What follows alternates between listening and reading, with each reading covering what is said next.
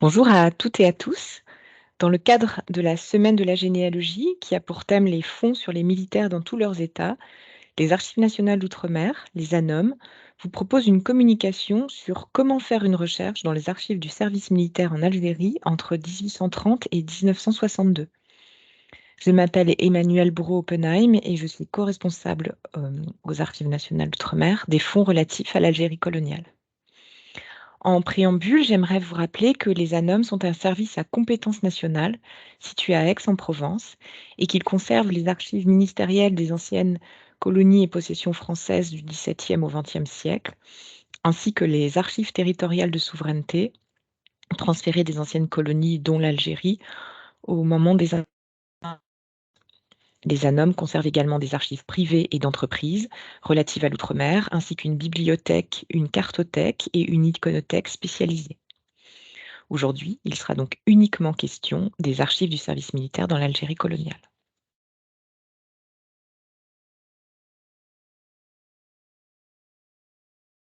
Comme vous le savez, la valeur première d'une archive, c'est sa valeur probante, c'est-à-dire qu'elle fait preuve. Aussi, dans le cadre, par exemple, d'une démarche administrative de reconnaissance des droits, seules les trois typologies de documents suivantes vont faire preuve. Les ESS, État signalétique et des services, les feuillets nominatifs de contrôle, FNC, et ou les cartes d'anciens combattants. Dans la société de l'Algérie coloniale, il existait deux catégories de citoyens français. Ceux qui disposaient du statut civil de droit commun et les autres citoyens, dont, pour reprendre les termes de l'époque, les Français musulmans. Or, le service militaire n'est pas une preuve de l'acquisition du statut civil de droit commun. Ainsi, bien que l'ordonnance du 7 mars 1944 déclarait citoyens français à titre personnel les Français musulmans de sexe masculin âgés de 21 ans et plus appartenant à certaines catégories socioprofessionnelles, comme les anciens officiers, les diplômés, les fonctionnaires, des personnalités diverses, les membres de la Légion d'honneur, elle ne conférait pas le statut civil de droit commun et ne pouvait donc pas permettre de conserver la nationalité française après l'indépendance de l'Algérie. Cette nationalité française a donc été perdue en 1962 pour cette catégorie de population. Si vous souhaitez en savoir plus sur ces démarches relatives à la naturalisation, il faut vous reporter aux pages dédiées sur le site des Archives nationales, dont le lien Internet figure en bas de cet écran. Donc, en fonction en fait de la statut, de la qualité de la personne que vous allez rechercher et en fonction de la césure de 1940, votre parcours de recherche ne va pas être initié dans le même service. Il va être initié soit aux ANOM, soit au SHD. Si la personne que vous recherchez disposait du statut de citoyen français de droit commun, c'est aux Archives nationales d'outre-mer, aux ANOM, que vous allez vous adresser. Ce service conserve en effet les registres matricules militaires jusqu'à la classe 1940 uniquement, c'est-à-dire des personnes nées au plus tard en 1920, et des citoyens français uniquement. Sachez qu'à l'époque de la conscription, les hommes ayant 20 ans la même année appartenaient tous à une classe de recrutement. Ils étaient recensés à la fin de l'année de leurs 20 ans. Dans le cadre du centenaire de la Première Guerre mondiale, une opération nationale de numérisation des registres matricules et des tables alphabétiques a permis aux ANOM de mettre en ligne les registres jusqu'à la classe 1921, permettant une recherche nominative directement dans l'ESS, et des tables alpha de 1830 jusqu'en 1940. Pour une personne, deuxième parcours, pour une personne résidant en Algérie entre 1830 et 1962, qui ne disposait pas du statut de citoyen français de droit commun, ainsi que pour une recherche à partir de la classe 1941 jusqu'en 1962, quel que soit le statut de la personne, il faut vous adresser au service historique de la défense, au centre des archives du personnel militaire à Pau, dont vous avez à la page ouverte face à vous toutes les coordonnées.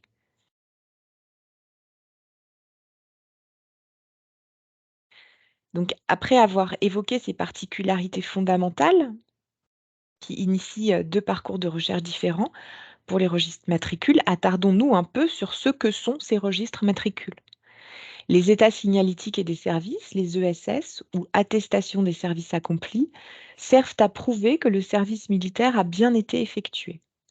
Ils sont reliés sous la forme d'un registre qu'on nomme registre matricule, abrégé en RM.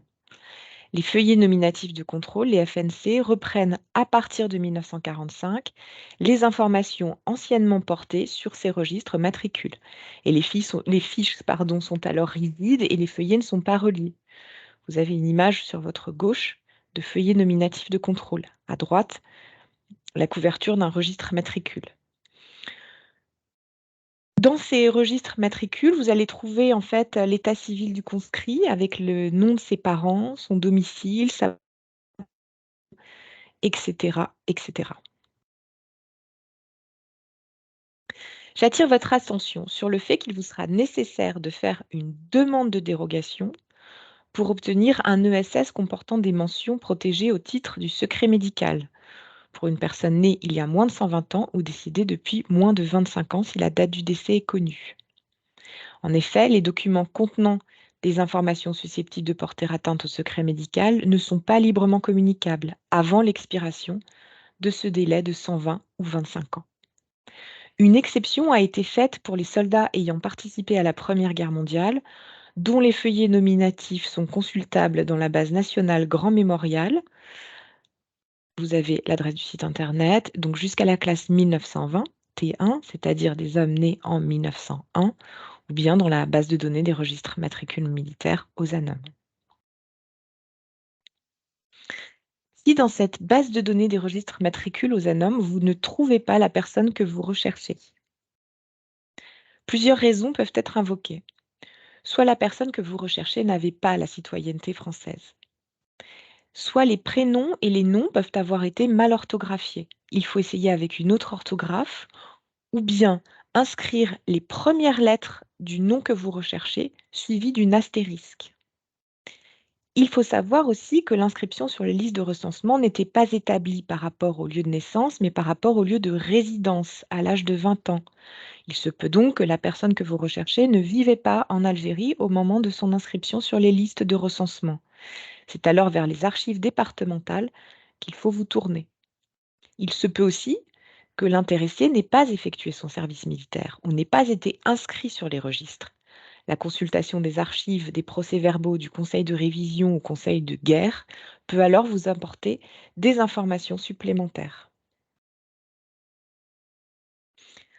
C'est au sein des archives des préfectures, également dans celles des communes mixtes et des sections administratives spécialisées conservées aux ANOM, que vous allez pouvoir retrouver des listes de conscrits et des bilans d'opération du conseil de révision. Ce conseil qui jugeait de l'aptitude au service des futurs conscrits. Ces délibérations et ces PV indiquent les noms et les prénoms et la raison de l'exemption. Vous avez ici, sur cette page, les sous-séries qui sont conservées aux ANOM au sein des archives des différentes préfectures qui peuvent vous intéresser pour la division militaire d'Alger. Vous allez trouver dans la sous-série 91-1Q les informations qui vous intéressent et ainsi pour Bougie, Beaune, Constantine et Oran.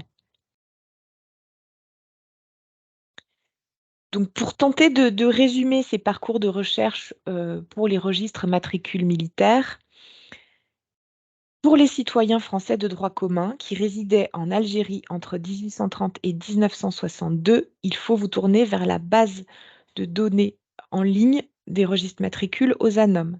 Elle vous permet une recherche nominative jusqu'à la classe 1921, c'est-à-dire que vous allez accéder directement à l'état signalétique et des services. De 1902 à 1940, vous ne pourrez faire une recherche que dans les tables alphabétiques. Si vous identifiez la personne que vous recherchez, vous devez alors faire un courrier ou un courriel aux ANOM pour demander son ESS. Attention, si cet ESS comporte des informations relevant du secret médical, une dérogation vous sera nécessaire. Le formulaire vous sera fourni par les ANOM. Pour une personne résidant en Algérie entre 1830 et 1962 et qui ne disposait pas du statut de citoyen français de droit commun, adressez-vous au service historique de la défense le centre des archives du personnel militaire. Après 1940, et quel que soit le statut de la personne que vous recherchez, c'est également au service historique de la défense, au centre des archives du personnel militaire, qu'il faudra vous tourner. Nous allons maintenant évoquer les recherches concernant les cartes d'anciens combattants. Les ANOM conservent les fiches nominatives par département des demandes de cartes du combattant réalisées auprès de l'ONAC avant la guerre d'Algérie, donc principalement pour les Premières et Secondes Guerres mondiales. Il est important de préciser que les cartes du combattant elles-mêmes, qui étaient considérées comme des pièces d'identité et à ce titre renouvelées tous les 10 ans par les bureaux de l'ONAC avec destruction de l'ancienne pièce, eh bien, pas vocation à devenir des archives définitives. Elles devaient être conservées personnellement par leur titulaire, tout comme les livrets militaires. Ce qui explique en fait les lacunes constatées en fait dans les fonds d'archives. Seul l'ONAC-VG de Paris est aujourd'hui compétent pour vous fournir un duplicata, une copie de cette carte du combattant. Ces fiches comportent parfois une photo d'identité, également un numéro de demande qui permet ainsi la recherche du dossier maître. Il est toutefois rare, voire exceptionnel, de retrouver un dossier, car ces dossiers individuels de demande de carte du combattant étaient réglementairement détruits lorsqu'ils n'avaient plus d'utilité administrative. Les informations qu'ils fournissent sont en effet largement redondantes avec celles contenues dans les registres de recrutement. Adressée par courriel ou courrier postal aux ANOM, votre demande de recherche de carte devra mentionner le nom, les prénoms, c'est ce qu'on appelle la filiation, c'est pour distinguer les homonymes, la date de naissance et le lieu de naissance ou lieu de résidence aux 20 ans de l'intéressé, en précisant bien dans quel département, en fait, se situe ce lieu de résidence. Et c'est un archiviste qui va se charger d'effectuer la recherche, car les fichiers sont conservés au sein des magasins d'archives dans des meubles à fiches trop volumineux pour être mis à la disposition des usagers de la salle de lecture. J'attire votre attention sur le fait que les dossiers de demande effectués après 1962 sont conservés par l'Office national des anciens combattants et victimes de guerre de Paris. Une attention particulière pour les forces supplétives durant la guerre d'Algérie. Je vous invite à vous reporter au guide des sources relatives au harkis qui a été publié sur le portail France Archives avec des actions conjointes de plusieurs services d'archives en France. Une adresse à connaître, celle du Bureau central des rapatriés de l'ONAC-VG à Agen, ainsi que celle de la mission des Archives nationales auprès du ministère de l'Intérieur, notamment pour les recherches relatives aux agents et Mohasni des sections administratives spécialisées, des groupes mobiles de sécurité, GMS, et des groupes mobiles de police rurale, pardon, le GMPR. Voilà, si vous voulez retrouver des informations communes à tous les services et dédiées aux recherches dans les archives du service militaire, une page fondamentale, celle du portail France Archives dédié. Vous avez les coordonnées ici qui s'affichent devant vous.